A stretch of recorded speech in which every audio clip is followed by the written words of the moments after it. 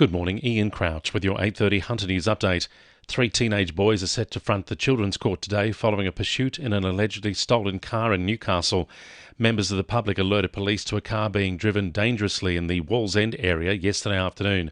They attempted to stop a sedan on Douglas Street at Waratah and began following the vehicle when the driver failed to stop. It's alleged the car was used to ram 2 police vehicles in Abbott Street, causing extensive damage to one of them. Police say a parked truck was also damaged and a man was struck by the car but not seriously injured. The car eventually stopped at Jesmond and 3 boys aged 13, 15 and 16 were arrested. Police say the 15-year-old was behind the wheel. He's been charged with 7 offences. The other boys have been charged with being carried in a conveyance. All 3 have been refused bail. The state government has reached an agreement with unions which will see the new intercity trains operating on the Newcastle and Central Coast lines next year. The trains have been sitting idle at Kangi Angi and Broadmeadow for several years before the previous government and the Rail, Tram and Bus Union reached an agreement late last year which would see the fleet undergo up to $300 million worth of repairs.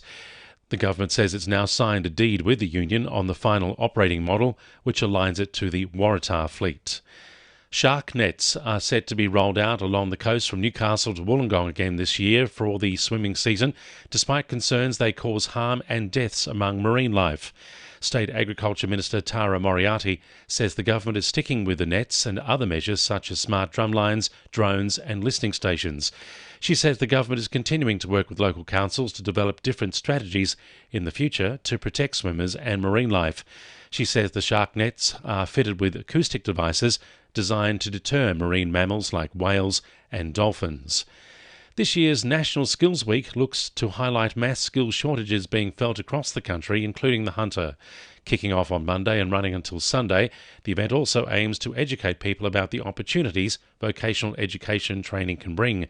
Business Hunter Acting CEO Sheena Martin says there's a number of things which need to be done to address shortages being felt by companies who employ tradespeople. It's great to shine a light on skills and to maybe address some of the stigma of university education versus vocational education and training, but other factors such as affordable housing are also really big contributors to skill shortages in the region. The push to have the Araring Power Station in southern Lake Macquarie remain open is gathering pace. The state government is recommending Australia's largest coal-fired power plant remain open beyond its planned 2025 closure date.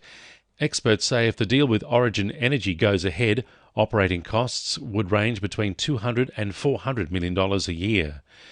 This year's Our Bushland Festival in Cessnock will once again feature Tasmanian devil joeys, thanks to a successful breeding and conservation program out of Aussie Ark. The community will have the chance to interact with the endangered species at the free event and can also expect bushwalks, market and food stalls, workshops and free live music. Cessnock Mayor Jay Saval says it's a great day out for the family. Festival will be at Poppet Park out at Kitchener on Saturday the 9th and Sunday the 10th of September. It's a free event, so everyone's welcome, all ages. Come along and enjoy a great day out. 2NURFM Sport. Newcastle Knights utility Lachlan Miller looks set to part ways with the club just a year into a 3-year contract. The former Australian Rugby 7 speedster is reportedly considering a move to the Leeds Rhinos after being given permission to explore his options. Miller has been playing in the halves in the New South Wales Cup and is currently sidelined with a calf injury. Meanwhile, the Knights are expecting to put out the house full sign again this weekend when the NRL side take on Cronulla. Chief Executive Phil Gardner says they expect tickets to sell out by tomorrow. Merryweather's Rose Davies will line up for her 4th major track and field meet tomorrow night at the World Championships in Budapest. She'll be chasing a personal best in the 5,000 metres running race. And Newcastle-born golfer Josh Boaz fired a 368 on Sunday to win the WE Alexander Open at Waratah Golf Club.